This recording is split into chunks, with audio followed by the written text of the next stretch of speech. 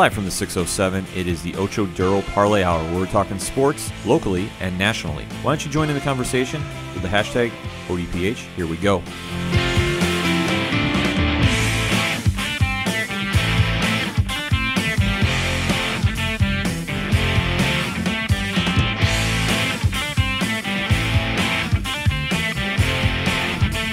And welcome back to another edition of the Ocho Duro Parlay Hour. I am your host, Ken M., and sitting across from me this week is the sound guy galore, JR. Oh, you know I'm right here. And folks, we have a very special edition of the ODPH this week because it is that time of year where people are going to go dancing. And we're not talking on a dance floor per se. We are talking about the National College Athletic Association's basketball championship for the men's and women's tournaments.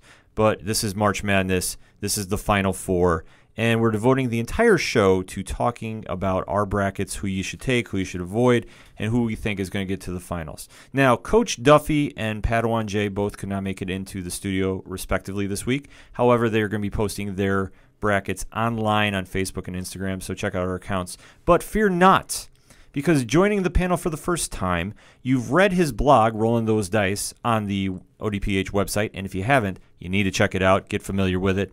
Joining the studio is the one and only Daniel John. What's up, guys? Thanks for having me. Thanks for joining us this week. Make sure to hit us up on that social media, hashtag ODPH. So, folks, let's waste no more time. We're going to be voting the entire show to the brackets, starting with the South Division. So, what are we thinking about this?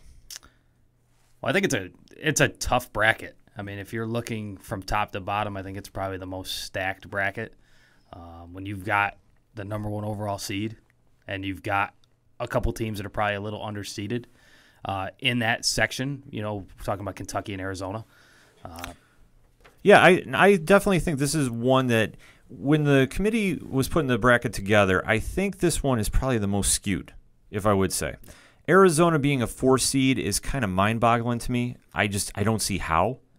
Not when you have the best player in the country, and since Miller's been back, they've caught fire. They're playing the way they should have been playing all year. And you're looking at that from the talent level they have. They're a top 5 team talent-wise. Absolutely. JR, what are you thinking? Yeah, I mean, I'm really stoked. I've got them in my bracket. Like I said, if it wasn't for the fact they were 4, I'd probably take them even a little farther. I think they're getting definitely a little dogged on that ranking. But definitely excited for the matchups they've got coming up here. I agree. I mean, I think this one is going to be the most fun to watch out of all the brackets.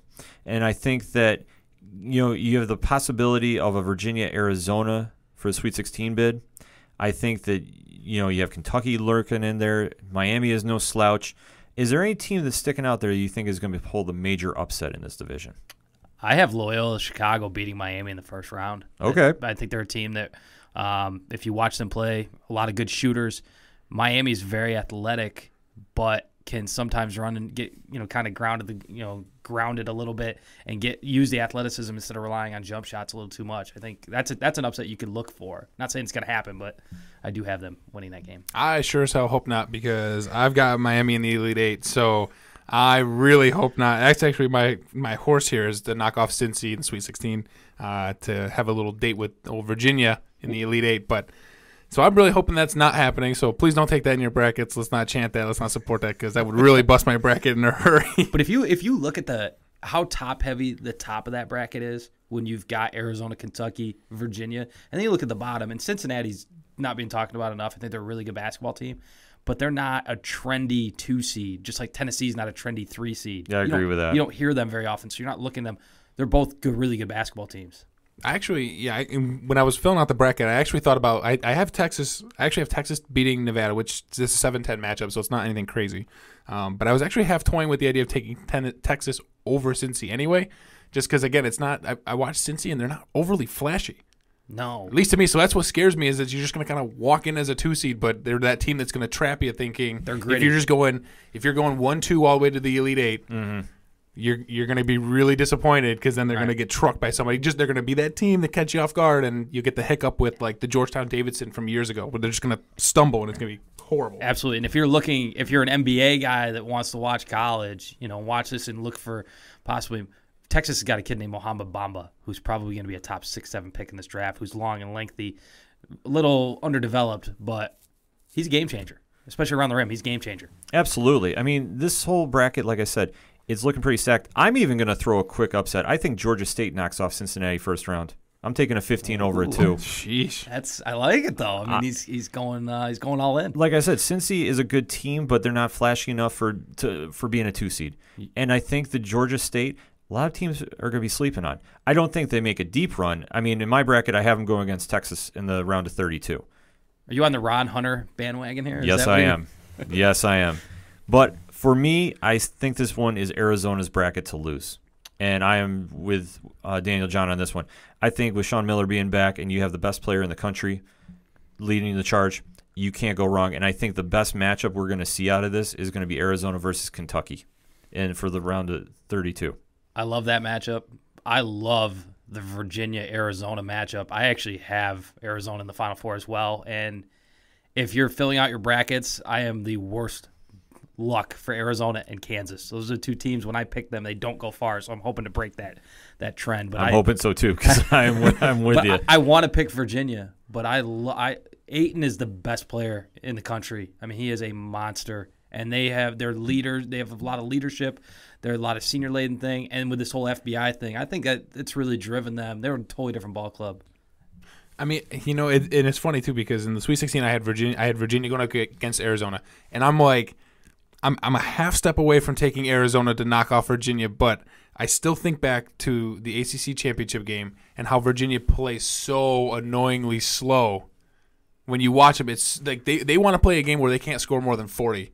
Yeah, and they will bore you to death defensively, and it's like, it's so hard to go like, I was half tempted to take Arizona, like you said, best player in the country. They're riding this crazy streak right now. They are absolutely on fire, but Virginia is just, I don't know. It was like they want to slow down almost a coin flip in the tempo. I mean, that's going to be the key if they play. Right. Is going to when be they play. Yeah.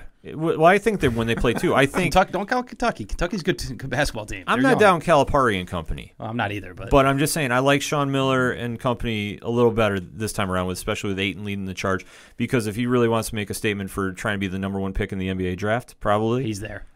I would say, but he wants to put that exclamation point on that. And then one other quick point with Virginia, it's hard to speed a team up. It's easy to slow a team down. Virginia wants to, when they play at their pace, they are very they want to tough. grind it out. Yeah, and if they can get by Arizona, I think they got a great chance of winning this whole thing. And I'm sorry, and I was gonna say, and that's the thing. Like when you said you watched the North Carolina game, and Carolina's trying to run, trying to get it going, and it's, I mean, every shot Virginia took in the second half was with less than 5 seconds on the shot clock. I mean, they dragged that game. So many ball screens, so many passes, and it's so slow.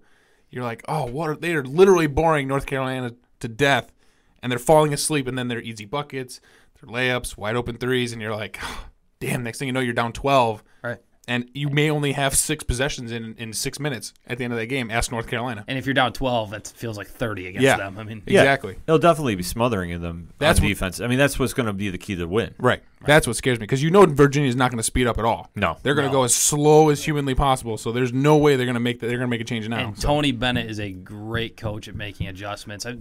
They've probably would have had a Final Four appearance if not for Michigan State the last couple of years. So he's a great coach, and that's in March. Obviously, you want players, but you want coaches that have been there and done that. And he's definitely one of the better ones in the country. I agree. I mean, that I think is going to be your marquee matchup for the round of 16. Agreed. And I think, honestly, whoever wins that has got a real good chance of winning the whole thing. And it all just really depends on if Arizona can ride this momentum, because if they're playing with a chip on their shoulder because of all the off-court issues that have been going on, and Ayton wants to really make that point of, I'm going to be leaving, I don't want to go out one and done, and I'm going to put this whole tournament on my back. Right. That is a lot of motivation. And to carry through, because Virginia, you know what you're going to get out of them. There's nothing. Right. There's no. They're not flashy. There's nothing. Yeah, there's nothing flashy about them. They're going to play old school defensive basketball, which is great, and it's going to be a very stylistic matchup. I just think that Arizona, if you give a team with that much motivation, enough time to get ready, and if they get rolling first couple rounds, because I think if they beat Kentucky, I think that they're just going to have that much momentum going in that I don't think they're afraid of anything. And Ayton would be the first guy since Melo. I mean, he's plenty good enough. I mean, when I'm telling you right now, he's the number 1 pick in this draft, and a lot of people are comparing him to David Robinson, and he is plenty good enough to live up to those comparisons if he continues to develop. And you don't see that very often where a freshman can really carry a team, but he does have a lot of help. But he is by far and away, in my opinion, the best player in the country. 34 games with a team that has not scored 70 on Virginia. It's a heck of a stat. So it's going to be phenomenal be very slow. It's very low. I mean, geez, even the 116 matchup, Virginia, UMBC, I mean, that still may only be like 70-52. Like, it's probably going to be really slow. And maybe not even get to 70 Virginia because they just don't care if they get to 70. Right, and UMBC has a kid. I watched them play against Vermont on Saturday. They got a kid who's a fifth-year grad student, and he can light it up. I mean, he's a scorer. And I apologize because I don't have his name off the top of my head, but watching him play, I mean, he went, I believe, 25, and he carried them. And not saying they're going to beat Virginia, but Virginia's not going to beat you by 30 points. That's not their style. No, and I think especially we're coming to the day and age where a 16 will eventually beat a 1. Oh, yeah. I don't think it's going to happen in this matchup, but the 16 seeds are no joke now, especially the lower tier. I mean, with how the tourney is getting picked, any team realistically has a shot. Yeah, especially if you don't bring it on, you don't bring your A game.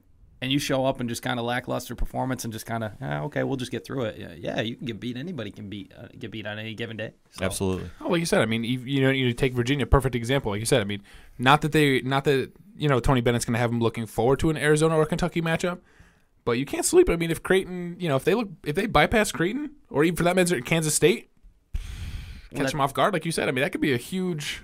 That'll really destroy your bracket if you overlook them. Not that they will, but again, it's. The thing also with Virginia is they're a team. They're the guy in the back alley you don't want to meet. When the guy challenges you to a fight and you go into the back alley, you don't want to meet with that guy because he's going to beat you up pretty good. They're tough. They're physical. They play good defense. You're going to get that every time out. Whether they're going to score or not, that's the question. I just love Tony Bennett's reaction. They win the ACC tournament. Nothing. He's stone face, and he almost looked like he was pissed they won. He just is like stands there and he's just. Yeah, whatever. And there's another game. It's crazy. When he got hired there, he nobody thought he'd fit. He came from Washington State. Nobody thought he'd be a fit. He's turned them into, outside of Duke and Carolina, they're the premier program in the ACC right now. Oh, without question. So before we end the first segment, who's their pick to get to the Final Four out of this bracket? I've got Arizona over Cincinnati. And I don't love Cincinnati in the Elite Eight, but I just think they're the best option on that bottom half. But I got Arizona going to the Final Four. I got Virginia over Miami. Virginia taking Miami by storm. And I have Arizona over Miami as well. So that is our picks for the South bracket of this year's Final Four tournament. Hit us up on the hashtag ODPH. Let us know what you're thinking. We're going to take a quick break. We'll be right back. Hey, this is Brian Wolf from Fair City Fire. You are listening to ODPH, the greatest podcast in Binghamton. Woo!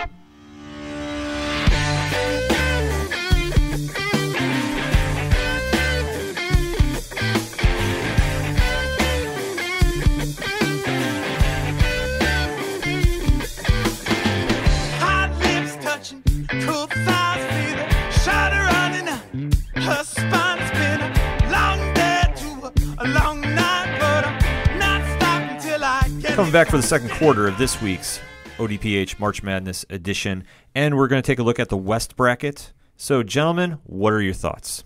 I think we're all in agreement that this bracket sucks. This is awful. And I mean that extremely politely, but it sucks. Yeah, I can't give you I can't give you my real thoughts on it. We're not on serious, so we can't give our true thoughts. But this bracket, I really didn't even want to fill out. I almost just auto-filled it. Like, sure. This one just is just puzzling. I mean, North Carolina has a 2 with 10 losses. Well, can I say something real quick with this? The committee, and I don't want to get into a committee discussion, but the committee every year makes Virginia's the overall number 1 seed, and in my opinion, they have the toughest bracket. And you never know how it's going to work out. Mm-hmm. But then I look at Xavier, who's probably the last number 1. Yeah, I agree with that. And they got the easiest road, and it just doesn't make any sense to me when you really wonder if these committee people are basketball people when they make these decisions. It's just kind of really puzzling, like especially as we're fans, and just we're doing our takes on this, and like I think we're all in agreement because we were talking off air about this as well. It just really is kind of mind-boggling that this one is just it's almost puzzling of where the seedings are for everybody on this. Yeah, and I like you said, Xavier is a good basketball team, but when they've played good teams, they've gotten beat. They've struggled. Right. And to me, no discriminating against what they've done during the season. They're a good basketball team. Did they deserve the 1 seed? I don't think so, but I have no problem getting it. You could argue it. But the biggest thing that I have an issue, and it's not because I'm a Duke fan, I just don't get how Carolina is a 2 with 10 losses. I don't understand it either, and I'm not a Carolina I'm puzzled. badgerer, but You straight hating, Dookie. No, You straight hating. No, because I just don't get it. Like as a 2 seed, I would say this isn't somebody your else should be typical there. North Carolina team either. Exactly. They don't have a ton of pros. They don't have there's just not a lot of splash to them. No. They're not like the traditional North Carolina powerhouse. I think them beating you guys twice out of 3 times. Yeah, and that then helped. Getting to the finals probably got them a 2 seed, but I don't look at them as. They're not a great. This isn't a great. Carolina team. They're a good team, but they're not great. This is probably Roy Williams' probably best coaching job, to be honest with you. Yeah, I mean, he's done a great job with the talent they have. They're not loaded. He's definitely gotten the most out of them, and I think they've overachieved a lot this year. But like I said, with 10 losses, I struggle with that to say that they're a definitive number 2. They're a team that could lose in the second round, or they're a team that can go to the Final Four. They're Jekyll or Hyde. You don't know what you're going to get. No, this is probably the most wide open one for them. So that being said, I do have them getting kind of pretty far, but for me, this is Gonzaga all the way to the Final Four. I love Mark Few as a coach. Yeah. I think he is so good, and people don't give him enough credit for what he's done at Gonzaga. No. Last year, I was hoping they'd won the title. I don't dislike North Carolina, but I thought it would have been good for college basketball if they won it. They're due. I would so love due. to see them make a run, and I have them in the Elite 8, but I have them losing to North Carolina. It's not to say it's all the realm of thought. I think that would be a premier matchup, too. You get a rematch of the title game from last year, and I would love to see Gonzaga win. Yeah, I have them in my Elite 8 as well. I think that Gonzaga is definitely going to beat Xavier when that happens. I agree. I just, like you were saying, Xavier has struggled against, the marquee matchups. And it's not to say that they're not a good team, but when you get under that kind of spotlight, especially against a good head coach. Oh, and that's the thing. When you look at these matchups, sometimes it comes down to who's your coach? Can he make adjustments? And no offense to Chris Mack, who's a really good coach at Xavier, but I trust Mark Few. Yeah, I would go too. And I'll take my chance with Mark Few over Chris Mack. Absolutely. JR, you're staring a hole through your paper here. If it wasn't for the fact that I'm holding this here perfect bracket, I would have taken Texas Southern to knock off Xavier right in the very first round because I have no faith in Xavier whatsoever, which then made me toy with taking Florida State to beat them, but I don't really honestly know that much about Florida State, so I figured I'd play it safe, Zaga all the way. I think they're just probably going to slaughter Xavier to get to the Elite 8. I'm definitely riding the North Carolina train. They are definitely my Final Four team by default in this bracket. Aside from that, I do have a pretty big upset. San Diego State. I just don't like Ohio State. There's no other reason there. That's my 5-12. I just don't like Ohio State. Don't ask me why. There's no real particular reason either. So like with him in Carolina, you with Ohio State. Gotcha. Yeah, I mean, and like there's with no me with reason. Duke. Like being a Cuse guy, there's no real hatred. There's no rivalry there. I just don't like Ohio State. So for whatever reason, there's my 5-12. Got it out of the way. I thought it was perfect. I mean, me, it's San Diego State over Houston. That's my big upset for this. But I don't even know if you can really call that an upset. I don't think it is, even though I have San Diego State as well. Houston really battled in the American. And Kelvin Sampson, as long as things aren't going on off the court with him, really good basketball coach. And that team really overachieved. I mean, you got to the finals of that conference isn't maybe illustrious, but San Diego State's they're on a roll right now. They're on a roll coming into this tournament, and I just like the matchup for them. I think it fits them. And they're even a team that can give Michigan trouble in the second round because Michigan has had all this time off because of the way the Big Ten scheduled their conference tournament. But yeah, that's why I fear for them. I mean, I have them going to the round of 16, but I think that they're going to have some struggles. I think Michigan ends up beating San Diego State in the second round, but I wouldn't be surprised if that went the other way. It wouldn't surprise me.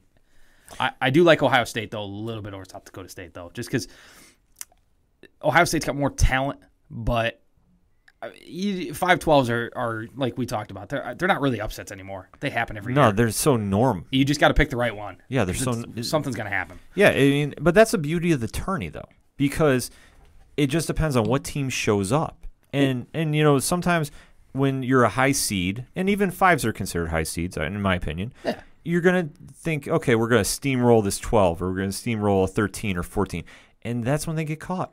How many times have you seen even 1 seeds? We talked about this. I'm a UConn fan. I don't want to really admit that right now, but I remember there was a year they played Albany, and Albany looked like they were going to beat them, and Albany had them down double digits in the second half, and this was a loaded UConn team.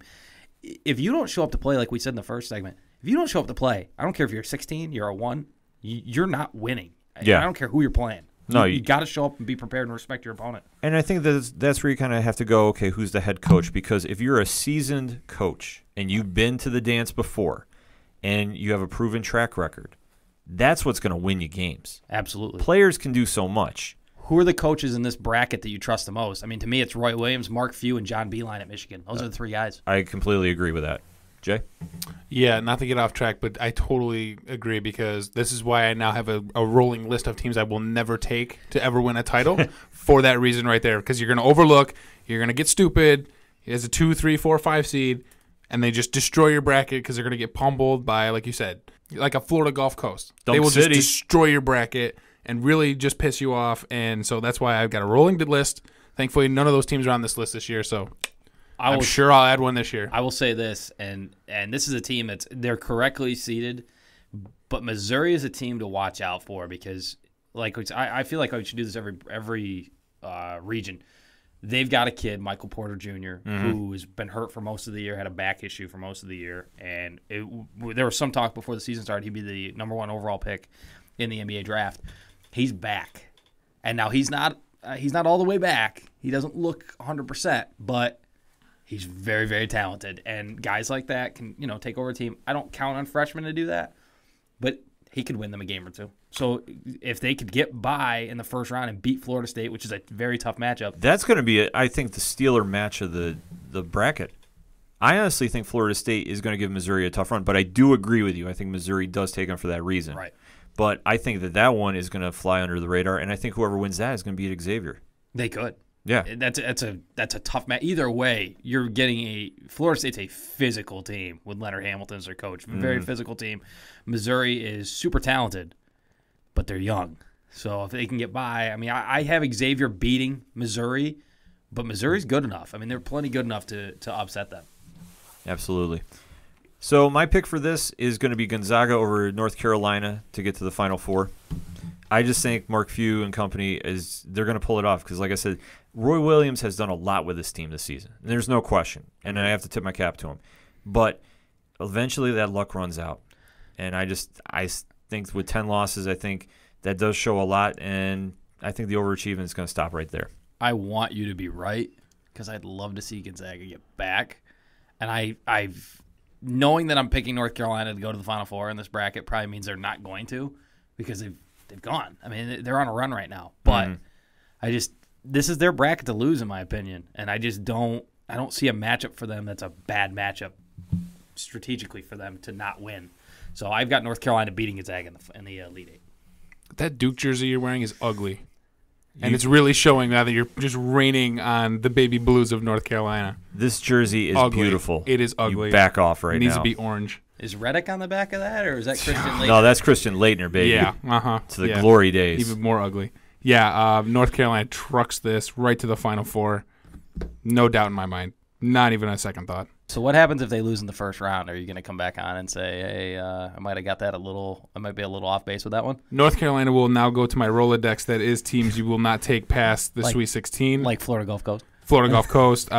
Georgetown definitely on that list. Yeah, that's a pretty long list. It's getting a little lengthy.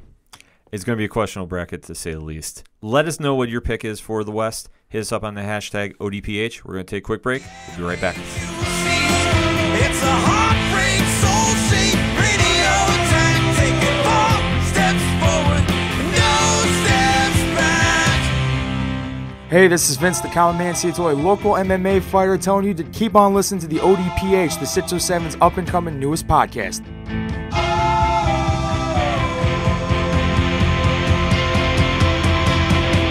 We knew right where we'd be, floating on the airwaves, you see. It's a heartbreak, soul-shaped radio tank, taking 4 steps forward and no steps back. We knew right where we'd be. Coming back for the third quarter of this week's ODPH March Madness edition, and we got to talk that East bracket. Man, this one is pretty stacked, I got to say. And I don't think it's a clear-cut road for Villanova to get to the Final Four. Villanova is a very, very talented team. You got 2 Player of the Year candidates in Bridges and Brunson. This is a tough bracket, though, and they've got a top end of that bracket, whether it's Alabama or Virginia Tech. Both teams like to play up-tempo, and Colin Sexton is, if you didn't watch the SEC tournament and hear Joe Desator's call and he hit the game winner. That was amazing. That was awesome. Sexton's probably a top 10 pick. Very, very talented kid, one and done. They could give Villanova trouble, but I love Villanova. Jay Wright, I've always been a big fan of him, dating back to when Villanova was in the Big East. It was nice to see him win a title a couple years ago. Very, very good. But this West Virginia's tough. Wichita State's tough. It's a tough bracket, and that's just the top half. But Yeah, absolutely. Yeah, my experience with Nova is that they always lose in the Elite Eight. So no matter who I had in the bottom half of this bracket, that's where the Nova train stops for me. So that's exactly where I had them stopping, right here in the Elite Eight. I have no other reason again, other than for whatever reason, every time I take them, they just stumble right there. So we all have teams like that. here we go. It's true. Nova seems to stumble for me right here in the Elite Eight. I'm going to have them stumble right here too. Not against the team I would think though. Okay. Same here. I mean, this one, it's like I said, it's a very tough one. And I'll tell you what, I don't like Purdue coming out of the bottom half to get there. I think it's going to be Florida and Villanova for the round of the Elite Eight. That's what I have. I think so. And I'll even give you one, too. I think Murray State is your 12-5 upset. Don't ask me why. I just have this feeling that they're going to come in and they're going to pull one on West Virginia. I can see that. Murray State's a very good basketball team. Yeah, they're very underrated. Bob Huggins, West Virginia teams, if you can beat their press, you have a chance against them. They're tough. They're physical. In my opinion, they're probably the toughest team in the country, like from a physicality standpoint. Physically wise, yeah, I'll give you that. That is a good matchup. I have one. I'm not taking this, but if you're looking for an upset, Stephen F. Austin is a 14 seed, could beat Texas Tech, and it wouldn't shock me. I'm not picking it, but I wanted to. I went back and forth with it. I'm going with Texas Tech, but Stephen F. Austin's a team to really watch out for. I think they are going to they're going to give Texas Tech a lot of trouble. In my opinion, too, that was a coin flip. I went Texas Tech, but I could have been talked out of it. Right. Because I'm not really on the Texas Tech bandwagon. It's one of those, whoever you pick with your bracket, the other one's going to win. Yeah. Because you went back and forth with it, and you have conviction. Like, there's a lot of games you have conviction on. And you might not be right, but you just have conviction. That's one I originally thought, take Stephen F. Austin. Yeah. There's something about it. And then I went back on it. So I still think Florida beats either or that comes to face them. I love this Florida team. And if Mike White's done a really good job there. They're a 6 seed, but if you watch them early in the year, they gave Duke everything they could handle. They beat Gonzaga. They're a loaded basketball team. Guard play is huge for them. They're gonna be, Chiazzo's a really good player. Hudson's a really good player. If they can get anything out of their front court, they could get to the Final Four. I have them in the Elite Eight. I wanted to take them to go to the Final Four. I didn't, but they're very, very talented. They could go on a run, but they're also the same team. They could lose in the first round to, say, Bonaventure or UCLA. But that's just how this whole tournament's going to be. Yeah, it's going to be very, very wide open. Okay, so as your sound guy, do not listen to these two because I have Texas Tech in my Final Four. Get out of here. So, get the heck out of here. Where's This is that Red Gator Raider? garbage. Hey, listen, we're Gator football fans, so just remember that. Football. This is not a football bracket, so let's get off the Florida train. I have no loyalties to the Florida basketball team. I don't either, but all right, talk. Explain. It's pretty simple. You know what? You're right. I think the Texas Tech SF Austin game is going to be really great. It'll probably be the biggest blowout of that whole bracket. So that's not a coin flip. That's just you guys trying to find an upset. That's not going to happen. The Gators, that'll probably be the second biggest blowout of that round of 32. So I'm not worried about that one either. They're going to run over Purdue like no business. And like I said, Nova stumbles no matter who you place there. It could have been UCLA. It could have been, say, Bonaventure. It doesn't matter. They're going to stumble in the Elite Eight. I got a question Texas for Tech you. by default. Do you even know who Texas Tech's coach is? They are in Texas. Oh, Probably owned by Jerry Jones, right? It is a Texas team. Listen, I have no ties to Texas Tech. I don't. This is saying going back to the Ohio State thing. I don't have any ties there. I don't have any real reason to hate them. I'm just Texas Tech, something different. Because I have no faith in Purdue. I have no faith in Florida only because you like them. I know that much. And I'm feeling the love today here, guys. there you go. Wow. That's pretty much the only thing I could say because Yeah, I just no. Nova always stumbles in the Elite Eight for whatever reason. Like I said, I don't have any faith in Florida. I've also never seen a Florida game this year, so I don't really care how they play. It doesn't matter to me as far as I'm concerned because Texas Tech will probably just truck them. Like I said, and Purdue, they've really stumbled coming down the hill. So, I mean, I had them. I wanted to take Purdue. I really did. I couldn't pull the trigger. So, Texas Tech it is. Just for that, I'm changing my pick. Stephen F. Austin. We're going Folks, with the upset. Listen here. We're going with You the hear that? upset. Perfection. Yeah, right there. And you can't He's hear also the got paper. last You laugh. can't hear the Win the whole paper thing. shredder in the corner, which what That's is my doing Ivy right now. bracket I'm shredding. Okay, Yeah. this is the Ivy bracket I shredded because Cornell let me down again. He's got the Texas Tech logo strapped to his chest right now. Just saying. I tell you, if you want to take a gutsy pick, that's a gutsy pick. I give you credit though for taking it. Oh, I'll give you taking a it. lot of credit for I'm that. taking it, 'Cause baby. They're going- not getting there. They are getting there. They're only getting no. Yes. Have faith. Oh. Listen to I your do sound. not in Texas Tech. Yeah. Listen to your sound guy. Listen, I made some Viking punch earlier in the year. I gave you all a nice sip. You were on that bandwagon. Here it is again. Texas Tech Kool-Aid. Make sure Have you a give that glass. to Sam Bradford. Have okay? a glass. Yeah, you. Wow. Here it is. And we can even post this picture. I'm not BSing any of you. It is right No, there. no. It is in pen. He's it is not, signed. guys. It's right there. Texas Tech. You know what? Take it, baby. I have a lot of respect for you. I have the utmost respect for you. If this happens, man, That's right. I will be shocked. Listen to the sound guy. I'll tell you. Hashtag love the sound guy. We should. Ken and I should make a bet with you off air about this. About Yeah, Texas no, Tech. because if When you Florida and Texas Tech play because if each this happens, we're never going to hear the end of it for the entire summer. I mean, I'm okay with Summer, you guys wearing whatever, Texas yeah. Tech jerseys for the rest of the tournament. It doesn't really matter. Again, I don't care. Are you gonna get like a Mike Leach cut up from like back in the day if they win? And I just Yes. I mean, who knows? We've already got one jersey going in AA ball with Tebow. So why don't we get another jersey going here for Texas Tech? I mean, sheesh. It could happen. So to sum up the segment, though, Dan, who are you taking out of this? I've got Villanova beating Florida. Villanova beating Florida. Yes. I also have Villanova beating Florida, and the sound guy is. You guys have no idea what you're talking about. Texas Tech over Nova for days. for days. Take them. I tell you what, it's a gutsy pick, but the sound guy is definitely taking them. I don't know how far because we still have one more bracket to go before we get to our final four picks and winners. So stay tuned. We're going to take a quick break. We'll be right back.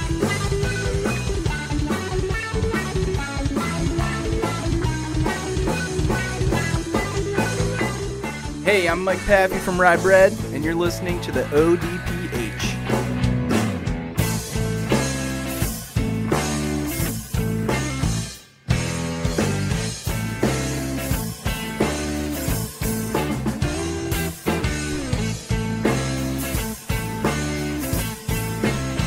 Coming back for the fourth quarter on this week's ODPH March Madness edition, and there's one more bracket to talk about, and that's the Midwest, which it has some very good matchups in the lower half of the bracket, but I'm not really sold on Kansas being a runaway for the number one seed to get to the Final Four. Daniel, John, what are you thinking on this? I agree. I mean, I like Kansas a lot. I think Bill Self's done a great job coaching his team, maybe his best coaching job regular season-wise he's ever had. But you've got a lot of powerhouses in this bracket, whether it's Michigan State, Duke, obviously Kansas. And then you got a lot of really talented young kids in this bracket when it comes to talent, whether it's Trey Young, Marvin Bagley at Duke.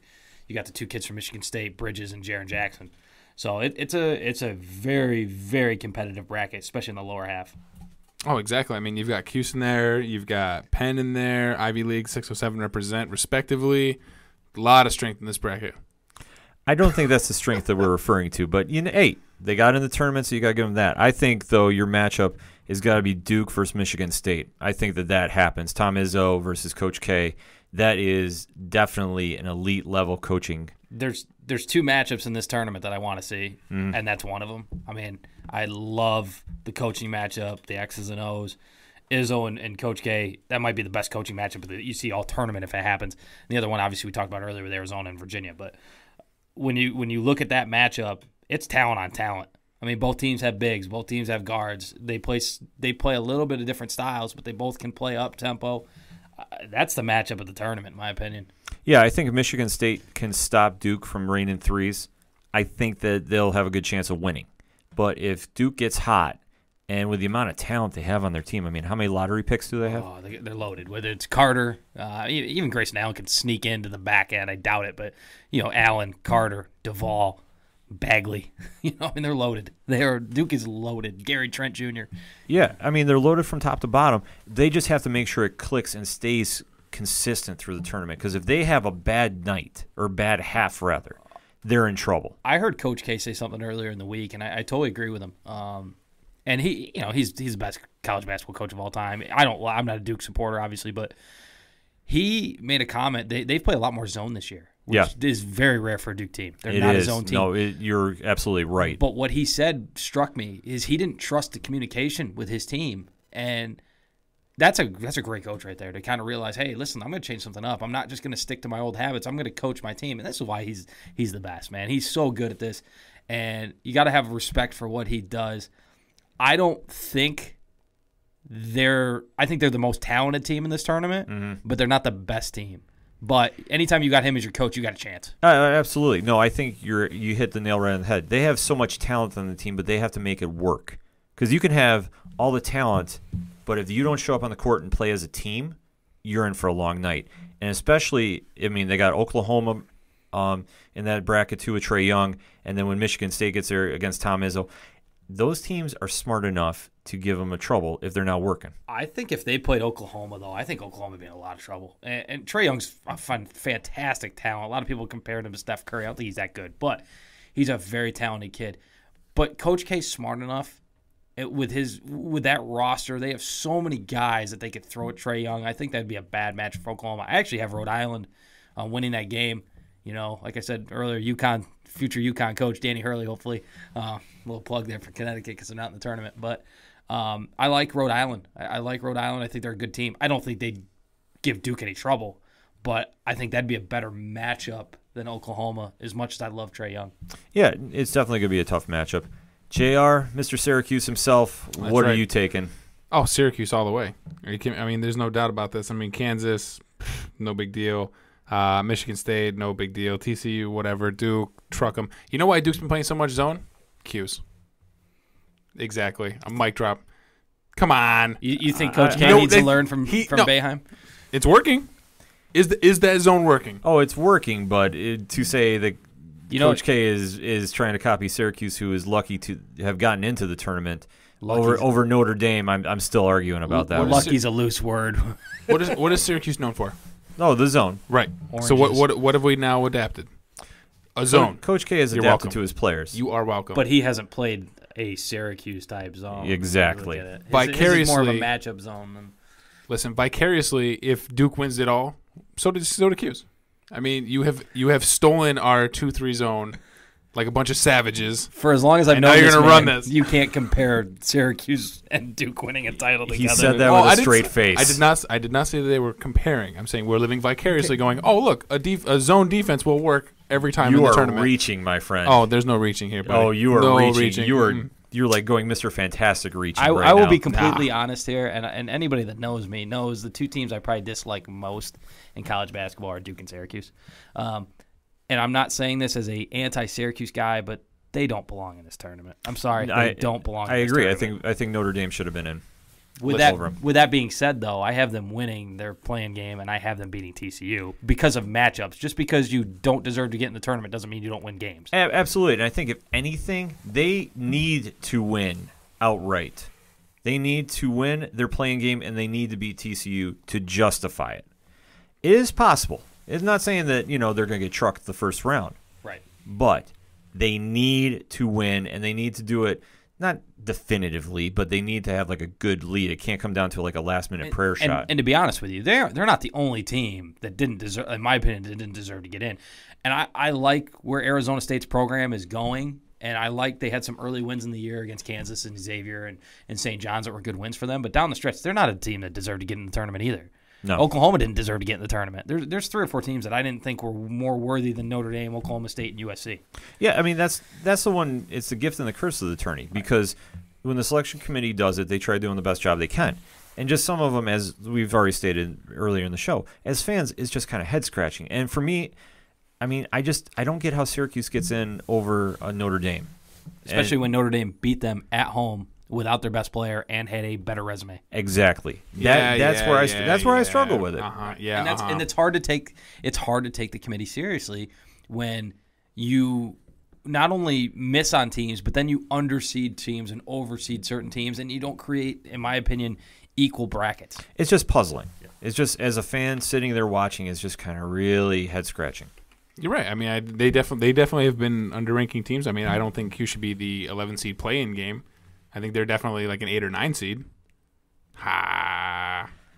Or the number one seed in the NIT. Yeah, I mean, they could probably even be the 2 seed if you're going to make Carolina a 2 seed with 10 losses. I mean, we only have 5 more than them, so hey. Yeah, I mean that's another point too. But I mean, it's puzzling. That's probably the nicest way I can put it. Right. Is just trying to watch and trying to figure it out. And I know we're local, okay, so I'm not trying to hate. No, on the Syracuse fan base. We're not hating. No, the fan base. It's just being honest. The fan base will be strong, but I mean, you have to look at the stats and you have to look at the wins and losses, and can you really justify it? Listen, between you and the Duke jersey and him and the Kemba Walker jersey over here, it's gonna make me gross. All right? I would say this if raining on the UConn was Q's here. Come on. Hey, it is what it is. Numbers don't lie, my friend. Are we dancing? Oh yeah, baby. Well, you got to win your playing game to really be dancing. Just like in poker, you need a chip and a chair. That's what we got. Yeah, we got a game. You can say that. I mean, is that your upset of the bracket? No, I actually don't even have them winning their playing game. That's a fair statement. I'm going to be honest. No, of course, in my my faker league here, they knock off Penn because something funny there, guy.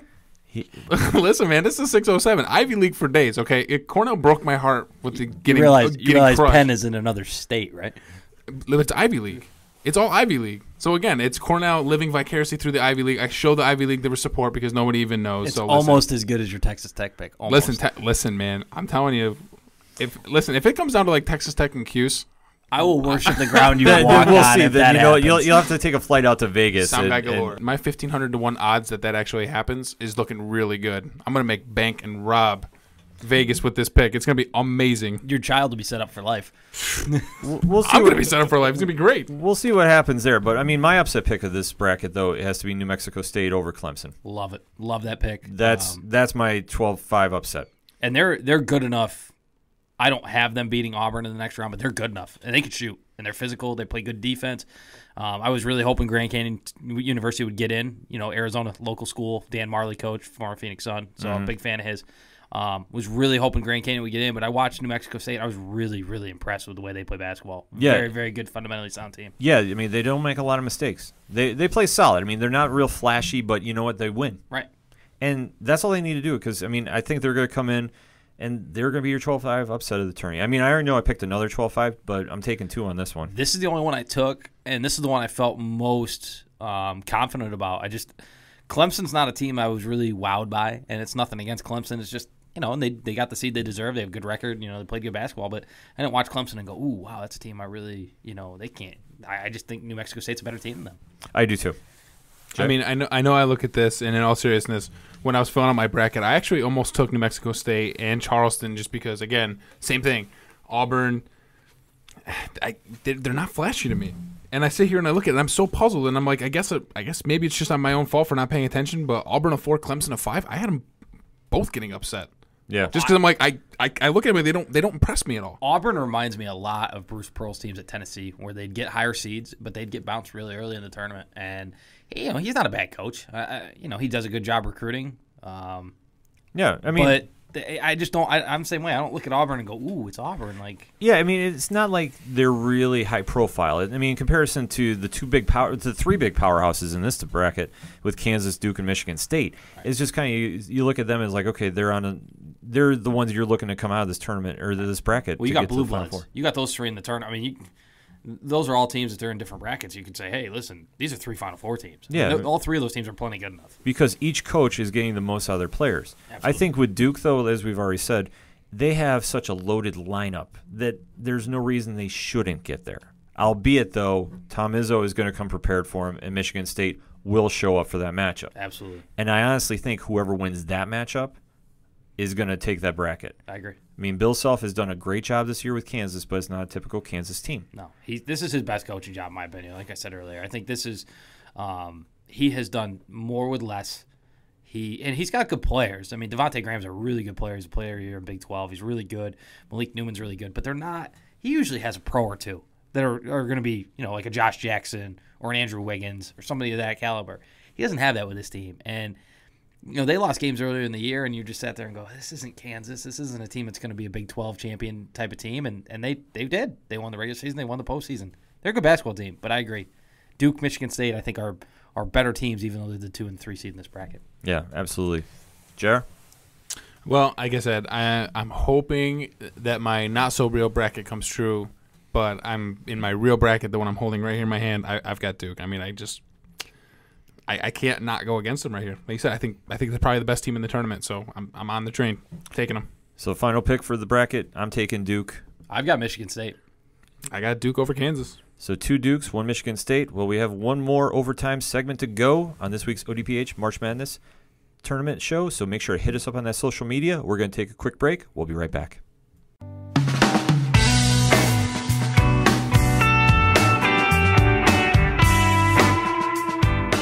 We're now on iTunes. That's right. The Ocho Duro Parlay Hour is now on iTunes. So download, rate, and subscribe. Spread the word, and thank you for listening to the Ocho Duro Parlay Hour. I'm the street light guiding you home. Avoid the wrong step into. Now, before we start overtime on this week's ODPH March Madness edition, we have to do one quick local minute shout out to those Binghamton Bulldogs, who are now in the Sweet 16 of the ABA playoffs, doing big things this weekend. They definitely had 2 monster games, home games, tore up the dog pound at Seton, beating Atlantic Coast 154-91 with Kyrie Sutton having 31 points, Jimmy Gray 17, Ralph Bucci 14. They definitely were doing their thing, and then they came back the next night to do it to the New York Court Kings, and they were winners there 135-116. Jimmy Gray had 35. Kyrie had 24. David Hay had 20 points. So now they're advancing to the ABA Sweet 16 against the Jersey Express this Saturday, March 17th at Davis College. 7:05 start time. BinghamtonBulldogs.com for more information. Shout out to those dogs. Wish them luck this weekend. And as we're going into our final overtime segment, we've talked all the brackets, but now we got to talk the Final Four. So Daniel John, why don't you start us off with your Final Four? All right, to recap, I have Arizona playing North Carolina in the one semifinal, and I have Villanova playing Michigan State in the other. I have Arizona beating North Carolina, and I have Villanova beating Michigan State, and it would set up the matchup between Arizona and Villanova, 2 preseason top 5 teams. I think it'd be an excellent matchup, contrast in styles, but I got Villanova winning the whole thing. Fair enough. JR, what are you feeling? Well, y'all raining on my parade here with my Texas Tech pick. So just to recap, I do have Virginia coming out of the South playing North Carolina in the West. I've got North Carolina seeking revenge from the ACC championship game, making it to the finals. I feel like they're gonna learn, they're gonna want that revenge, and they're just gonna give Virginia all they can handle. Switching to the other side out of the East, y'all laughing at my Texas Tech pick, but whatever, they're there, and they're gonna be facing the Midwest winners of Duke. Now, my final is North Carolina and Duke. I'm saying, listen, I feel like all this year we've talked about they've played 102 times. They're exactly the same. Fourth go-around, second matchup it's going to be now? Mm-hmm. I don't know. Something about it just give me that weird vibe. It's all year long they've been talking about it. They're just so close. They're so competitive. I'm thinking round 4 because every game's been amazing so far. I want to see one more. So I'm going North Carolina. I'm going Duke. I'm taking Duke in the winner because Cuse lives vicariously through Duke with that zone. So I'm going Duke. They're going to get the win over North Carolina. Preseason number 1, they're going to take it. I tell you what, man, you are so living through Duke right now. It's not even funny. I'm not thrilled by it. Trust me. No other Syracuse fan would admit that for the record. I'm not. No. I'm not happy about this, but you're taking our zone, and it's going to work. I hope you're right, but to recap my picks. So out of the South, I had Sean Miller and company with Arizona getting to the Final Four. Mark Few doing the Cinderella story in the West. So that is my matchup in one side of the bracket. I have Villanova getting to the Final Four and facing Coach K in what should be an impressive Final Four game. But to give my pick here, I got to take Arizona, And like I said, I think that they're just playing with such a chip on their shoulder. Ayton wants to make that NBA statement because everybody's talking Duke. Everybody talks Carolina. And that has been, the driving point of college basketball for the most part. Virginia's had a great season. There's no question of that. And I think Arizona has kind of flew under the radar. And obviously they had a very big off the court situation happen that I think is just fueling them to prove everybody that they should be in one of the top talked teams of the nation for the right reasons. And I think that they're going to do it against Gonzaga. I think that they're going to have a monster game to get to the title championship game. That being said, I have them losing to Duke in the finals 78-74. I'll even give you points on that. I think Coach K has that much talent that I think Ayton will do everything he can in his power, but he can only do so much. And I think that the NBA talent level that is Duke is just going to rise to the occasion. How fun it would be to watch Bagley and Ayton, by the way. I'm just excited about the possibility of that because when I was doing the bracket, that's exactly what I was thinking. That would be a monster. You got probably the 2 top picks in the draft going against each other, and they're both phenomenally talented. Yeah, and it's not to say Arizona couldn't pull that win off. And I don't want it coming off that Duke is going to run away and this is a homer pick. No, this is looking at the whole team going and with the talent level they have. I mean, it's almost NBA level like. That being said, though, I think Arizona does give him a good run. And I think Ayton will do everything he can to keep him in that game. I just think he's going to just come up just a bit short. Sean Miller has a tendency. He reminds me he has yet to break through. He gets all these Elite Eights. And as a UConn guy, it kind of reminds me of Jim Calhoun a little bit, where Calhoun just couldn't get to the Final Four. And maybe this is the year where Miller finally breaks through and in his first attempt actually wins the thing. I don't have them doing that, but Arizona could win this. Duke could win this. There's probably 8 or 9 teams that could win this tournament.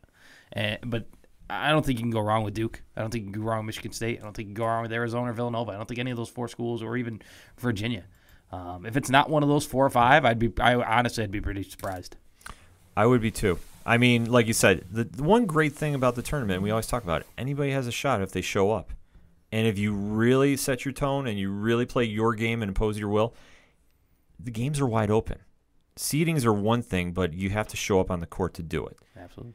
And that's why I said, that's why I say I take Duke because I think they have that much talent. I don't think it's because it's Duke. JR is taking them because of a zone. It's a Syracuse zone. Either way. It's a matchup zone. Dan? I've got Villanova because I love the guard play, and I love Bridges and Brunson. I think they're – and Booth. I mean, when you've got the 3 Bs, you got the killer Bs, and they're outstanding. And Jay Wright's been there, done that, and they're hungry. You watch them. They're hungry. You can tell. But I don't get that. I get that sense from a bunch of teams. I think there's so many storylines when it comes to March Madness. Obviously you pay attention to the upsets in the opening weekend and the Cinderellas, and obviously people pay attention to the coaches and the players. But when it comes down to it, who are the best teams? And a lot of times the best team overall with the most talent doesn't win. It's the best team at the right time. Yeah. And it wouldn't shock me. If Duke's cutting down the nets in a couple weeks, it wouldn't surprise me one bit. Yeah, and you know what? If they get bounced in the second round, it wouldn't doubt me. Exactly. It just depends on who shows up, who plays their game. 2 words, Texas Tech. That might happen. Oh, it's gonna. It's on the Sound Guys bracket. Which means you could take that not to the bank. Take that bad boy to the bank. But you know what? It's just to say, they could do it. It's a wide open bracket. And I know we're just giving JR some nonsense about it, but you know what? Texas Tech could get there. I just don't see it coming out of that bracket. They will. I watched the UConn team a couple years ago. It was a 7 seed. It was a 7 seed that almost lost in the first round of St. Joe's, and they went on a run, and nobody thought they could do it. And I'm just saying this from a fan standpoint, but I had no expectations of winning a title. They ended up getting to a Final Four, beating the best team in the country in Florida, and then beating a really, really talented but low-seeded Kentucky team for a championship. That stuff does. I mean, that's what this tournament's all about. Yeah, when you have your Butlers and your George Masons. I mean, the list goes on and on. Right. It just depends on what team shows up and what team plays their game. It's the beauty of this tournament. Yeah, it's by far the best tournament of all sports. Let us know what you think. #ODPH. So for Daniel John, Dan, why don't you give our listeners a little insight to your blog? Well, I've been lucky enough that I was asked to do a blog. We call it Rolling Those Dice. It's over on the ODPH website. We talk all sorts of sports. Right now it's been mainly football with a lot of stuff going on, but obviously we're going to talk about March Madness. Baseball season's coming up. And I'm all ears if you guys have ideas that you want me to talk about. Love the interaction. Would love to hear from you. Love to get feedback on what we're putting out there. You can always hit me up on Twitter. I'm at CardsFan1121. Always looking for interaction. Always enjoy the feedback. Love sports. Love talking about sports. And lucky enough that I got to do that with you guys today. Dan, we do appreciate you joining us on the panel this week. Padawan Jay and Coach Duffy will be posting their brackets online as well, so make sure to hit us up on our social media, on Instagram, on Facebook, on Twitter, and especially on the website. And for the sound guy galore, JR, final call? Texas Tech, baby. He's locked it in, folks. Red Raiders. I am your host, Ken M. Thank you again for listening to another edition of the Ocho Duro Parlay Hour. We'll see you next time.